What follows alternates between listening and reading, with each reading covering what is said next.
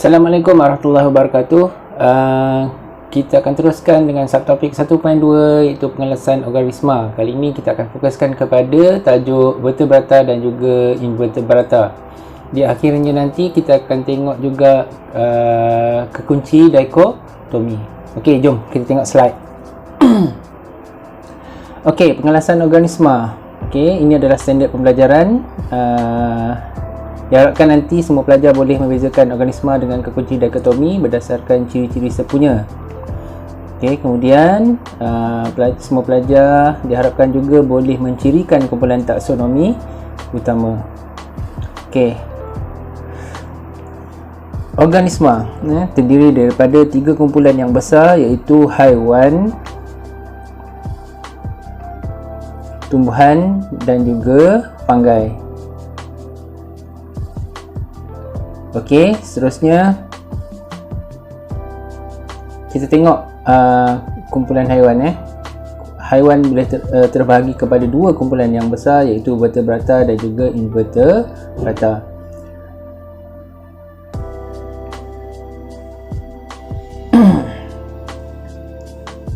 Okey, haiwan vertebrata adalah haiwan yang bertulang belakang, manakala invertebrata adalah haiwan tanpa bertulang belakang, yang tak ada tulang belakang.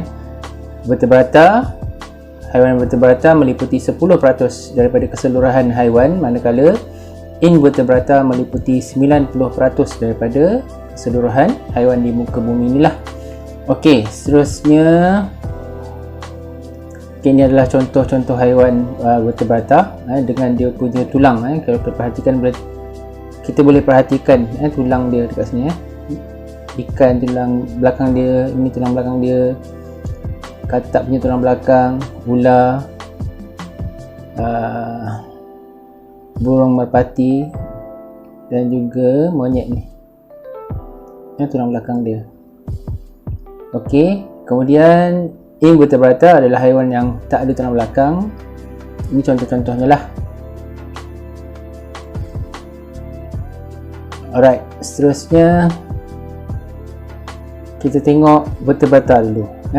Vertebrata terbahagi kepada 5 kumpulan yang besar iaitu ikan, amfibia, reptilia, burung dan juga mamalia. Okay, ini adalah contoh-contohnya lah. Ikan, contoh ikan tilapia, ikan gapi dan ikan lain-lain. Amfibia, katak, salamander. Reptilia contohnya adalah ular, buaya, burung, ayam dan juga elang. Mamalia contohnya adalah monyet, harimau, manusia. Manusia pun dikategorikan sebagai kumpulan mamalia. Okey, kita tengok yang seterusnya iaitu ciri-ciri ikan. Kumpulan ikan dahulu. Ikan mempunyai sisik berlendir, bernafas melalui insang. Okey, mempunyai sirip. Ciri yang lain, ikan berdarah sejuk, melakukan persenyawaan luar dan telurnya tak ada cengkerang. Okey, ciri-ciri ikan ni sangat jelas. Kita boleh bezakan dia dengan kumpulan haiwan yang lain. Okey, seterusnya amfibia. Okey, amfibia mempunyai kulit yang lembap, bernafas melalui peparu dan juga kulit. Ciri yang lain, ia berdarah sejuk, melakukan persenyawaan luar dan telurnya tiada cengkerang. Okay, seterusnya kita tengok ciri-ciri reptilia. Contohnya kat sini ular mempunyai kulit kering dan bersisik, bernafas melalui peparu, berdarah sejuk, melakukan persenyawaan dalam dan bertelur, dan telurnya mempunyai cengkerang. Okey, seterusnya ciri-ciri burung. Burung mempunyai bulu pelepah, bernafas melalui paru, berdarah panas, melakukan persenyawaan dalam, bertelur yang mempunyai cengkerang. Okey, seterusnya ciri-ciri mamalia. Arnab contoh kat sini, mempunyai bulu. Setiap mamalia mempunyai bulu di badannya. Kemudian bernafas melalui paru, berdarah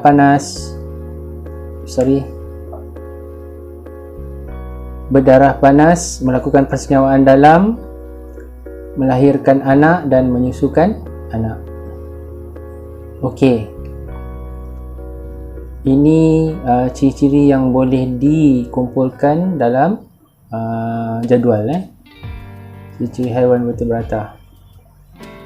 So boleh perhatikanlah perbezaan di antara kumpulan-kumpulan haiwan di dalam kelas vertebrata dan di dalam kumpulan vertebrata.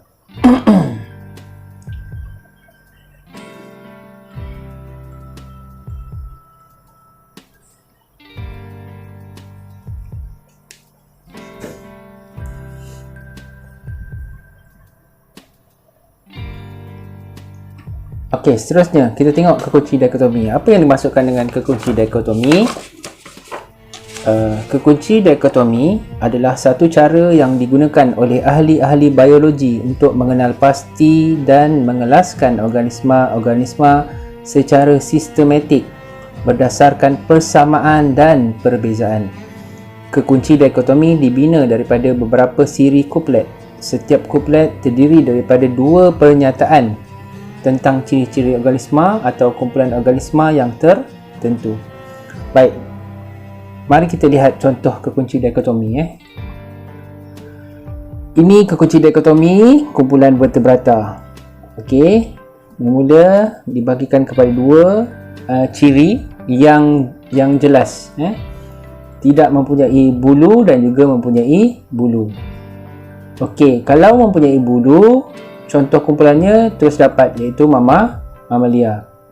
Kalau tidak mempunyai bulu, terdapat dua lagi kumpulan yang besar, iaitu mempunyai bulu pelepah dan juga tidak mempunyai bulu pelepah. Kalau mempunyai bulu pelepah, kumpulan tersebut adalah kumpulan burung.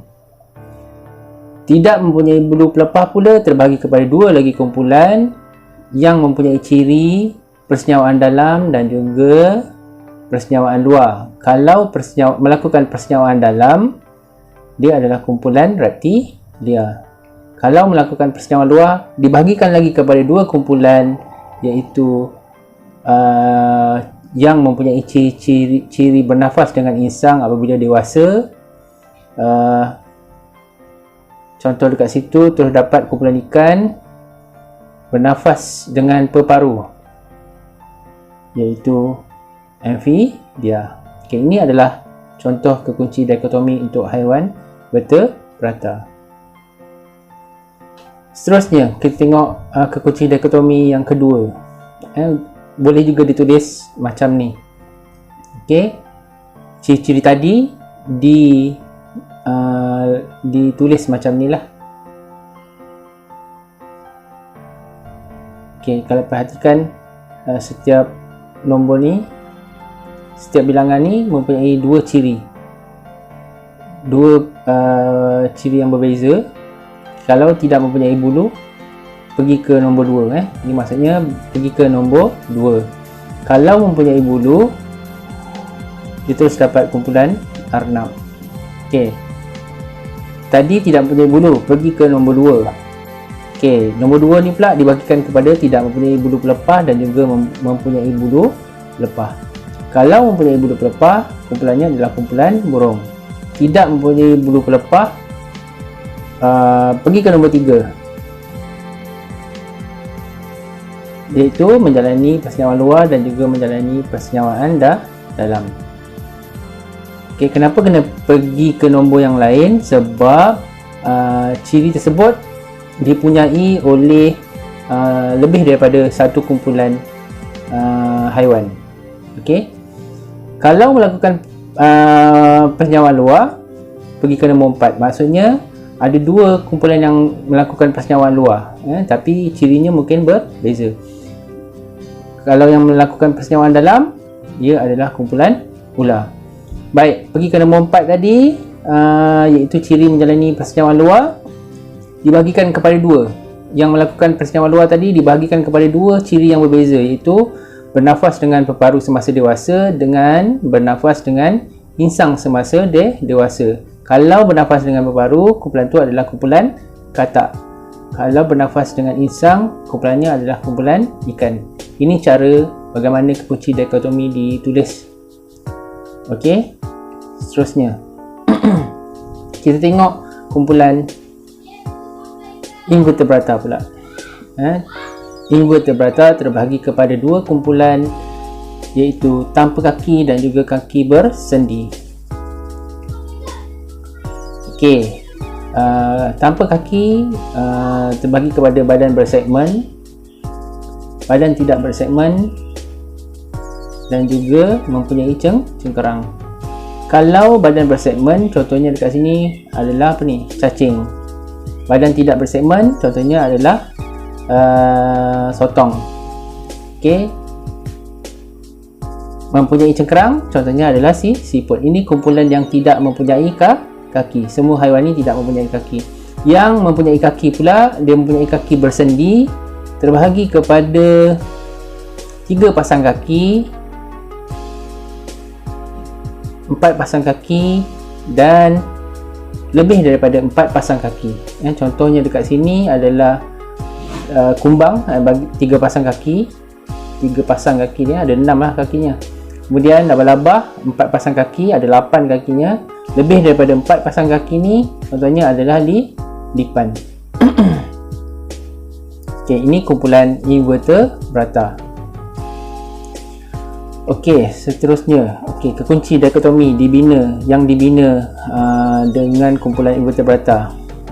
Ciri apa yang diambil?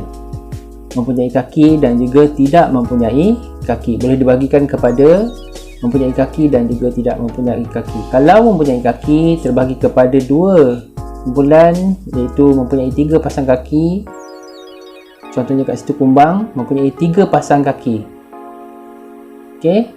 Kalau mempunyai lebih 3 pasang kaki pula, terbagi lagi kepada dua kumpulan, iaitu mempunyai 4 pasang kaki dan juga mempunyai lebih daripada 4 pasang kaki. Okey, contohnya dekat sini 4 pasang kaki, laba-laba. Lebih daripada 4 pasang kaki adalah lipan. So complete yang mempunyai kaki ni untuk haiwan invertebrata. Seterusnya beralih pula kepada tidak mempunyai kaki. Bagi kepada dua kumpulan, iaitu badan bersegmen dan juga badan tidak bersegmen. Kalau badan bersegmen, contohnya adalah cacing. Tidak bersegmen pula, badan tidak bersegmen pula terbahagi lagi kepada dua kumpulan, iaitu mempunyai cengkerang dan juga tidak mempunyai cengkerang. Complete untuk haiwan invertebrata. Okey, kita tengok kekunci dikotomi yang seterusnya untuk haiwan invertebrata. Ini adalah ciri-ciri yang telah dibincangkan tadi, cumanya ditulis dengan cara yang lain untuk kekunci dikotomi. Apa yang cikgu nak jelaskan dekat sini ialah bagaimana ia ditulis. Tengok nombor 1, dua penyataan tentang ciri-ciri haiwan invertebrata tersebut. Yang paling jelas perbezaan dia iaitu mempunyai kaki dan juga tidak mempunyai kaki. Kalau mempunyai kaki, ada lebih daripada satu kumpulan. Kalau lebih, maksudnya pergi ke nombor 2. Tidak mempunyai kaki, pergi ke nombor 3. Maksudnya kat situ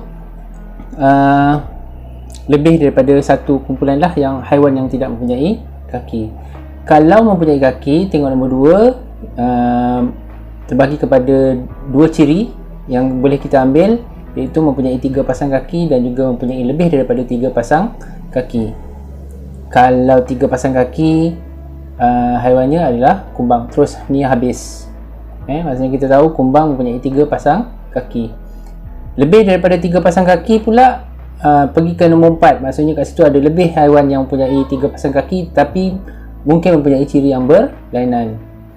Okey, tadi tidak mempunyai kaki. Balik semula kepada nombor 1, tidak mempunyai kaki, pergi ke nombor 3. Di nombor 3 dibahagikan kepada 2 ciri, iaitu badan bersegmen dan juga badan tidak bersegmen. Kalau bersegmen, haiwannya terus dapat itu cacing. Badan tidak bersegmen, pergi ke nombor 5 sebab ada lebih daripada satu haiwan, kumpulan haiwan invertebrata yang mempunyai badan tidak bersegmen. Okey, tengok nombor 4 dulu. Mempunyai lebih daripada 3 pasang kaki, pergi ke nombor 4. Dekat nombor 4 ni terbahagi kepada 2 ciri, iaitu mempunyai 4 pasang kaki dan juga mempunyai lebih daripada 4 pasang kaki. Kalau 4 pasang kaki, contohnya adalah labah. Lebih daripada 4 pasang kaki ialah lipan. Okey, nombor 5. Daripada ciri yang ketiga tadi, badan tidak bersegmen, pergi ke nombor 5. Terbahagi kepada 2, iaitu tidak mempunyai cengkerang dan juga mempunyai cengkerang. Jika mempunyai cengkerang, tidak mempunyai cengkerang, dia adalah sotong. Mempunyai cengkerang, ia adalah siput. Okey, ini bagaimana kekunci dikotomi ditulis.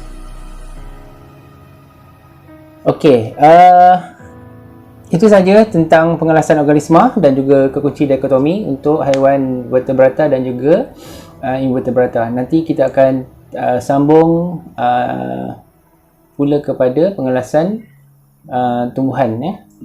Okey, saja daripada cikgu. Semoga kita bertemu lagi di lain waktu. Sekian, Assalamualaikum warahmatullahi wabarakatuh.